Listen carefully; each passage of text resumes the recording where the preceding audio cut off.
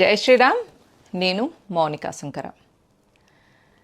Mughal తుర్కుల ఆఫ్ఘన్ల atrocities తర్వాత British east India అట్రాసిటీస్ని మనం face చేసినాం. అంటే 800 సంవత్సరాలు వాళ్ళతోని లడాయి అయింది, తర్వాత 200 సంవత్సరాలు బ్రిటిష్తోనైంది. బ్రిటిష్ హిందుస్థాన్ని వదిలేసి వెళ్ళిపోయేటప్పుడు ఆల్ ఇండియా ముస్లిం లీగ్ కానీ జిన్నా కానీ వీళ్ళందరూ ఏమని అడిగిందంటే, మీరు వెళ్ళిపోయేటప్పుడు మాకు ఇచ్చి వెళ్ళండి అని అడిగింది. కానీ అప్పుడు భారతదేశంలో ఉన్న జాతీయవాదులందరూ దానికి ఒప్పుకోలేదు. భారతదేశాన్ని గజ్వే హిందీ చేయాలని వీళ్ళు అనుకుంటున్నారు, కాబట్టి వీళ్ళను కానీయొద్దు అని చెప్పేసి కావాలంటే పాకిస్తాన్ తీసుకొని వెళ్ళిపోండి, అంతేగాని ఇక్కడ మీకు ఇచ్చేది లేదు అని చెప్పారు. అప్పుడు 1923లో వక్ఫ్ అనే ఒక బోర్డుని స్థాపించారు ముస్లిమ్స్.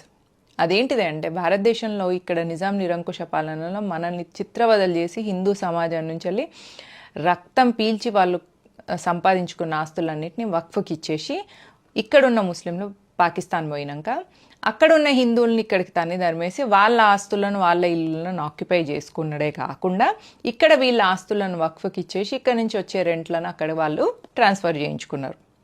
అట్లా వక్ఫ్ మొదలైంది. వెళ్తూ వెళ్తూ ముస్లింలందరూ ఏమని ఛాలెంజ్ చేసిందంటే, హస్కే లేంగే పాకిస్తాన్, లడ్కే లేంగే హిందుస్థాన్. అంటే ఇప్పుడు మేము కేక్ మొత్తం కావాలి అని అడిగితే మీరు మాకు ముక్కలు చేసిస్తున్నారు కదా, సరే ఈ ముక్కలు తీసుకొని మేము ఈ క్షణానికి కాంప్రమైజ్ అవుతున్నాం, కానీ భారతదేశంలో ఉన్న ముస్లింలందరూ కూడా హిందుస్థాన్ని గజ్వే హిందీ చేయడానికి పనిచేస్తారు. ఎట్లా? పాపులేషన్ జిహాద్ వల్ల. అంటే నలుగురిని పెళ్లి చేసుకొని 40 మంది పిల్లల్ని కానీ పాపులేషన్ పెంచుకొని సంఖ్యాబలంతో హిందుస్థాన్ని గజ్వే హిందీ చేస్తాం. నెక్స్ట్ లవ్ జిహాద్ ద్వారా హిందూ ఆడపిల్లల్ని తీసుకెళ్ళి వాళ్ళని పెళ్ళిళ్ళు చేసుకొని వాళ్ళతో ముస్లిం సంతతిని పెంచుకుంటాం, తద్వారా హిందూ సంతతి తగ్గుతుంది. నెక్స్ట్ ల్యాండ్ జిహాద్. ల్యాండ్ జిహాద్ అంటేనే ఈ వక్ఫ్, దీన్నే వక్ఫ్ అంటారు.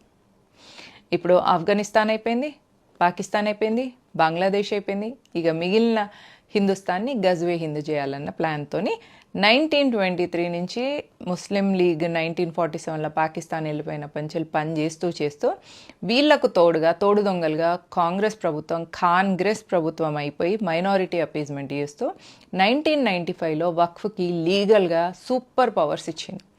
ఏంటిది అంటే, waqf by a user is a waqf. అంటే ఇప్పుడు మనకి ఎల్బీ స్టేడియంలో ఇఫ్తార్ విందు జరిగింది ఇప్పుడు మొన్న తెలంగాణలో. ఆ ఎల్బీ స్టేడియంలో జరిగిన ఇఫ్తార్ విందు, ఒకసారి వాళ్ళు ఇఫ్తార్ విందు అక్కడ జరుపుకున్న కారణంగా వాళ్ళు ఇది వక్ఫ్ ప్రాపర్టీ అనగానే అది వక్ఫ్ అయిపోతుంది. దాన్ని వక్ఫ్ బై యూజర్ ఈజ్ అ వక్ఫ్స్ అంటారు.